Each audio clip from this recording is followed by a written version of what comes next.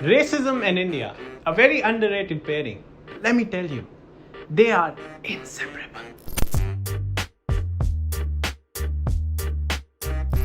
I'm doing this for the first time, so I might not be that good at this. But since I'm aware that I can't make a crowd believe in whatever BS I want them to believe in, I'll try and say things with precision and suddenness. So let's talk about racism.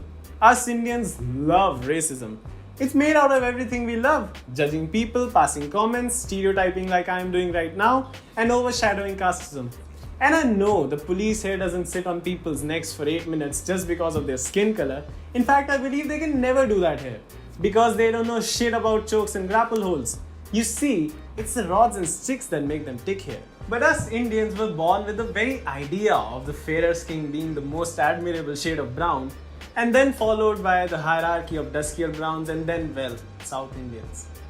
And since the protests and riots gained momentum in the US with the Black Lives Matter movement, people here in India started questioning the relevance and ethical values of big brands selling fairness creams to us brown people. Yup, fairness creams. It's not just the creams that are racist. Their ads are super duper quadruple racist. You have a dark brown girl whose family has abandoned her, random guys are shaming her, a job interview is a big no-no without a plastic surgery, and then she finds this cream and she turns into a Karen. She's daddy's princess, guys want her, her boss is thirsty, everything is perfect. I wonder how they would show this in the US, giving people these creams and bringing them back from the dead. But as good as it is here in India that people are finally pointing this out, the fact that these creams have been going on for years and they are amongst the top products in the market is a big reflection of how fucked up we are as a society. Actually, the government is also a good one, but that's another episode. And racism is not just about color, it's about the eyes here too. And if I said that Indians love racism based on color before, they love something even more. Momos, take that down. But see, that's the problem, isn't it? So let me help you and provide you with a guide. He is Chinese, she is South Korean, he is Japanese, she is from Malaysia and she is from Singapore. Singapore and Malaysia are not the same. And he is Indian. Now I know they look like a bunch of iPhones kept together, but an iPhone XS is still different from a 6S. I mean, just a little. But stereotyping against any of them based on how they look is unacceptable. But we still do it every day, don't we?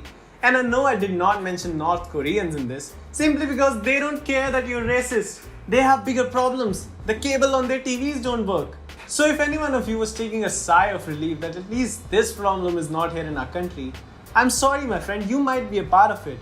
We have systematic racism here, as well as its poor desi cousin casteism.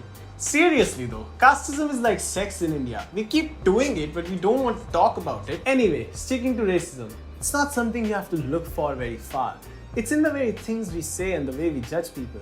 But coming back to those fairness creams, dropping the word fairness from your product doesn't make any fucking difference. And changing Fair and Lovely to Glow and Lovely is like Amit Shah standing for the PM post after Narendra Modi is done. Potato, potato. Your cream is the problem. Leave the changing names part for UP. I mean seriously, if you start calling bad soup as tomato soup, doesn't mean it won't leave the whole world with a very bad aftertaste. Might be just as tasty though, I don't know, I'm not Chinese. Yet. But it's not just about Fair and Lovely or Glow and Lovely or Fair and Handsome or Shah Rukh Khan is proof they don't even work. The problems we talk about start with us. We don't like it when foreigners come to India and think about nothing but Dharavi.